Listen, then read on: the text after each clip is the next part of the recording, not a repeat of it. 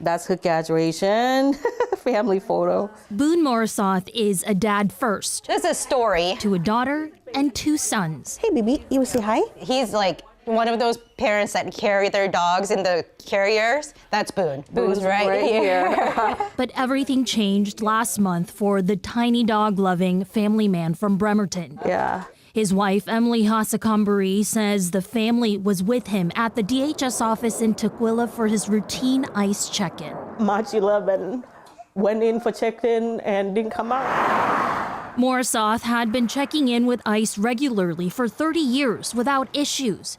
For years, these check-ins were routine. Now families in the Laotian community say people are going in and not coming out. It's pretty sad. One of them is Chai, Kim Howe's brother. It's emotion when I talk. August 14 last year, when he went check-in. Chai and his family came to Washington state as refugees in 1988. For more than 20 years, he checked in with immigration without issues every year. Because we thought Laos was not accepting anybody, and they won't be taking anybody in because we came from a refugee camp.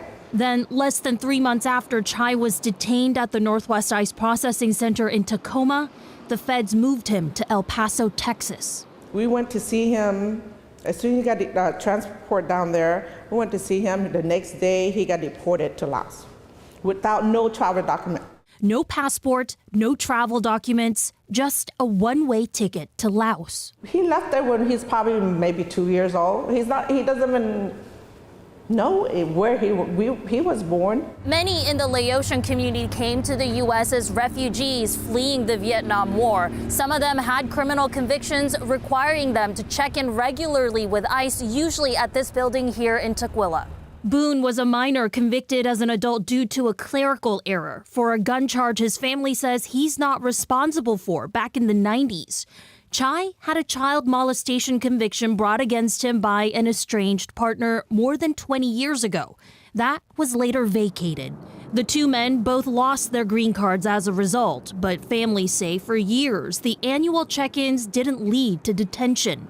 If he was here, he would have been out of the detained center because his case was vacated already. Now, many are having difficult conversations. Yeah. Leo Seifan and Allison Seichow lead a South Seattle community center serving Yumian families, a Southeast Asian refugee group with deep ties to Laos. If you go to school and you come home, if I'm not there, then this could possibly have happened, Once a hub for cultural celebrations, now they say the center has become a place to prepare for the worst case scenario. Fear in general from people that come, like even the food bank program that we have, people often will ask, if we ask for IDs, they're too scared to come out.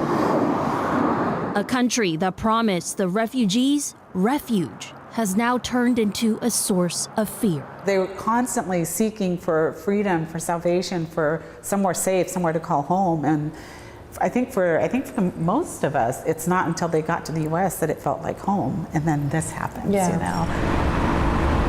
Back in Bremerton, We have big families. Emily Hasakambari is fighting to have her husband released from custody before it's too late. No reason to lock him up. He complies. It's not a fight risk. He's not danger to society.